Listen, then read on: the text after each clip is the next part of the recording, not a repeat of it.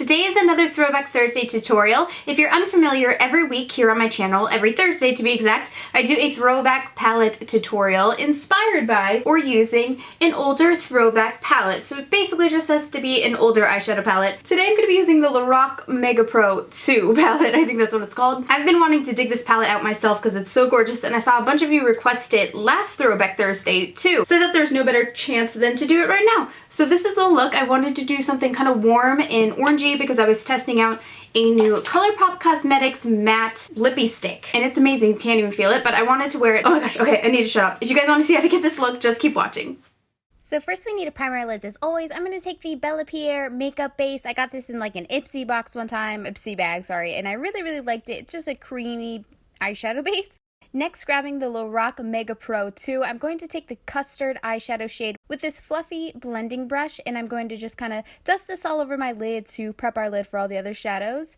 Next, we're taking the Melon shade with the same E30 blending brush, and I'm going to apply this all over the lid. I don't know why, I'm just craving like a warm, like tangerine-y eye lately, but I think it's going to match our red lip really nicely. Next, grabbing a MAC 222, I'm going to go into this tangerine shade, which is a little bit more of a, I guess a tangerine, but like a brighter orange. So it's accenting the crease really nicely without adding too much. I think it's just a gorgeous color. Now I'm going to grab the Sigma E54 and spray it with a little bit of Wet n Wild setting spray and take the shadow Seashell from the Mega Pro 2 palette, and I'm going to pack this all over my lid just to give it a nice metallic light effect. I didn't want the lid to be too dark because, you know, I do a lot of dark lids. Next, for liquid liner, I'm going to follow up with the Sigma Beauty Line Lace liquid liner. I love this because it's super duper matte black and it lasts all day. But I feel like my wings were so uneven in this video. It's driving me nuts, so sorry if anyone else notices it. It was just one of those days when you can't get them even, girls, you know. And then for foundation, I've been loving the Revlon COLORSTAY again lately. This is in the shade 180 Sand Beige. So I'm just going to buff that all over my face. And then for underneath my eyes, I'm going to follow up with the NYX Cosmetics Sculpt and Light Duo. I love the correcting highlighter on the end of this. It has a nice yellow tint, and I think it brightens really nicely. I'm kind of lazy right now, and I didn't feel like picking up a new concealer brush. So I'm just going to use the same round Kabuki F82 brush I was using for my foundation.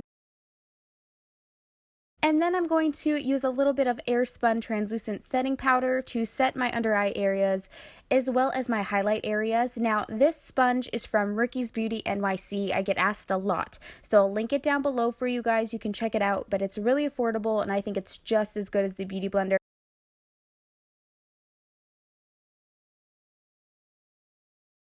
And then to set the surrounding areas of my foundation, I'm going to take the SMASHBOX PHOTOFILTER powder in the shade number 2 and just lightly dab. I honestly don't use that much, you guys.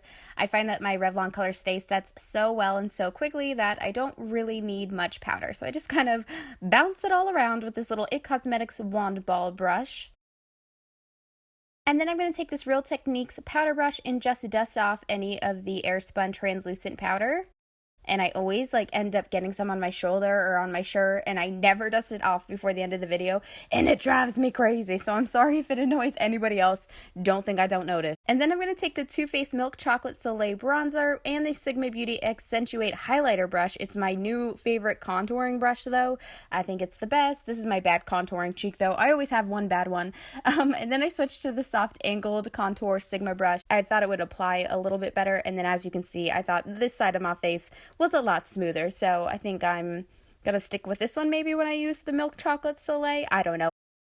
And then I'm gonna start also blending some on top of my forehead and in my temple area because it just awakens me up. You guys know I love a bronzed forehead. Next, for lashes, I decided to skip the falsies so we can keep it quick and easy. I first wanted to prep with the Lancome Lash Curler. Then gonna take the Burlap Shadow from the Mega Pro 2 palette and run this underneath my eyes. I thought it was kind of the perfect underneath the eyes color, you know, not too dark.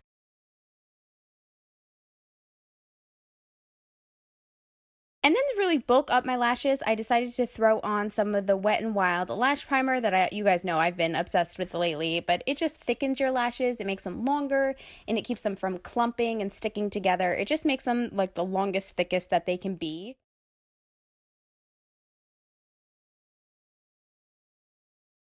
While letting that dry, I moved on to blush, and I was surprised at how much color this blush packed, but this is Sideshow You by MAC Cosmetics from the Simpsons collection, if you guys remember.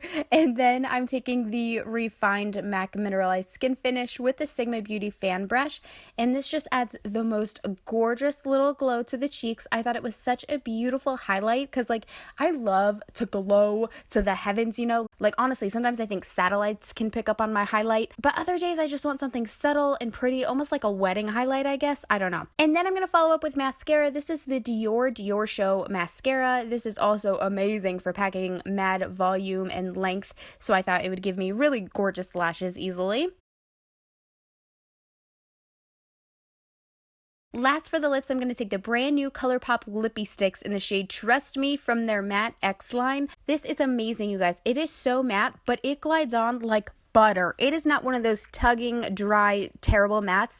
And also, by the way, it lasted for hours, and it even lasted through a serious taco binge I had, you guys. Like, I went ham on some Taco Bell, okay? Like, I destroyed that shit. And it totally held up.